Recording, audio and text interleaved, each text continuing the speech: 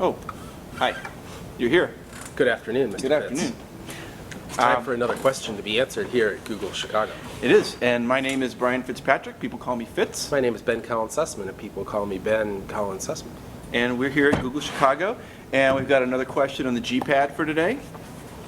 And this question comes from the Balthazar in Luxembourg, and says, do you feel you are being well managed by your superiors? No. Next question. Stop, wait. Do you feel being I'm trying to, what's going on in that question? Do you feel you're being well managed by your superior? The reason I said no is because I don't feel like I am managed by my superiors. I mean, I don't think that in the traditional sense of the word, right? It's not the same as being ignored. But yeah, I think, like you said, this goes into a lot of the talk that we're giving now, but traditional sense of management at a traditional company is somebody who stands over you and barks orders and, tells you what to do. Right, they hold out the carrot or they hit you with the stick. One or the It's other. the carrot and the stick thing. Which is more the sort of a holdover from from Industrial Revolution, right? You want people to work more efficiently, so you hold out carrots and sticks. And on the assembly line, on the assembly line, stuffing meat into a can or something. Right. But as we've been talking about in various places, the thing we really want to do in management is evolve management into a way where it's for a creative role, right? If you're managing people doing creative things like solving engineering problems, it's not about carrot and sticks and barking orders. It's about helping them be productive. And so the real question is, do you feel like your manager is helping you be productive? Is he removing obstacles, or she? Is your manager staying out of your way? Are they protecting you from bureaucracy? Well, there's a bunch of things that a good manager should do, and I think my managers, we have the same manager. Oh, no, we do have the same manager, don't we? Hi, I'm Fitz. Hi, I'm Ben. We're back with a question. Oh, we already have the question. What were we saying? What was the question again?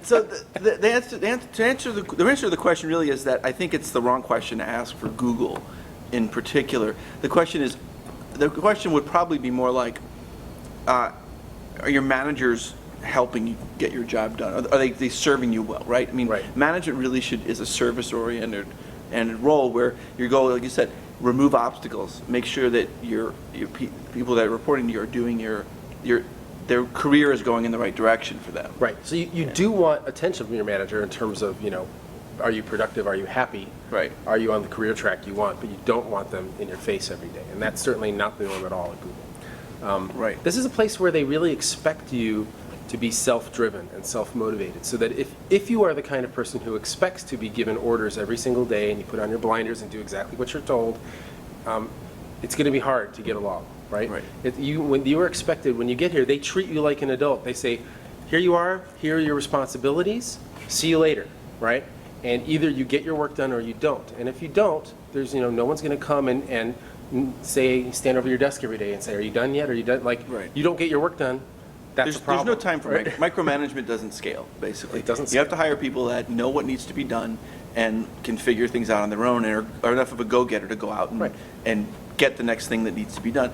My first 6 months here, my manager literally did not say 2 words to me. He said one, and it was hi. And he shook my hand, and that was the last time I saw him for 6 months. Yeah. But that's again an extreme case. But I set on the team to work with you. Yeah. And we were still productive. We knew what we needed to do, and we got it done. And we knew I had him there if I needed to get something. But we each had our own mentor to ask for questions. We had other folks in our team to go to, and so you just work things out and you make things happen. I think for that reason, it can be a little bit scary, right? It's a place that gives you tremendous trust, right? The default assumption when you work here is you're a generalist, you can work on any problem, and we trust you to be productive.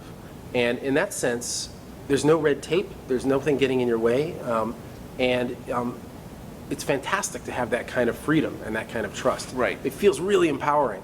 At the same time, it's also kind of intimidating because if you fail, you have no one to blame but yourself. Right. Well, and that's okay. You just need to own up to your mistakes. It's like right? that thing. Scary. It's like that thing my grandfather used to write on the top of every letter he sent me when I was in college. Was freedom equals responsibility. Right.